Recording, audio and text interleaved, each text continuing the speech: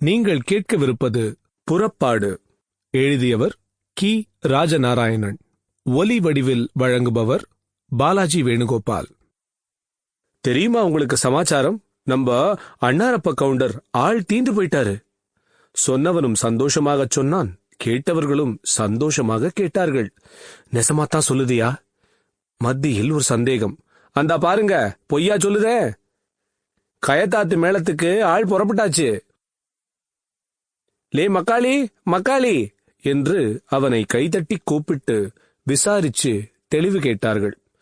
மக்காளியும் பல்லை காட்டிக்கொண்டே கவுண்டர் செத்துப்போனது வாஸ்தவன்தான் என்று சொல்லிவிட்டு வேகமாய் காருக்கு நடந்தான். செய்தி கொஞ்ச நேரத்துக்குள் ஊர் பக்கத்தூர் எல்லாம் பரவ ஆரம்பித்து விட்டது. எங்கே கண்டாலும் இதேதான் பேச்சு. நம்ம அண்ணாரப்ப கவுண்டர் ஆள் க்ளோஸ். நெசமாவா?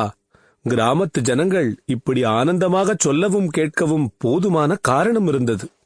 அண்ணாரப்ப கவுண்டரின் கையை பிடித்து பார்த்த பண்டிதன் சண்முகம் சரி என்கிற மாதிரி தலையை அசைத்தான்.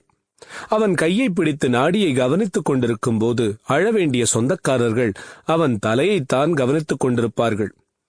சரி என்று ஆட்டியதும் தொடங்கிவிடுவார்கள். முதல் காரியம், கிடப்பவனை கட்டிலிலிருந்து கீழே இறக்கி போடுவார்கள். கட்டிலில் படுத்துக்கொண்டு உயிரை விடக்கூடாது. அப்புறம் அந்த ஆவி கட்டிலேயே சுற்றி சுற்றி வந்து கொண்டிருக்கும் என்று நம்பிக்கை. அதோடு வீட்டில் வேறு யாருக்கும் உடம்பு சௌகரியமில்லை என்றால் அந்த கட்டிலில் படுத்துக்கொள்ள யோசிப்பார்கள். பண்டிதன் சொன்ன பிறகு அண்ணாரப்ப கவுண்டரையும் கட்டிலிலிருந்து இறக்கி போட்டார்கள். அமாவாசை, பாட்டிமை எல்லாம் Sample complete. Ready to continue?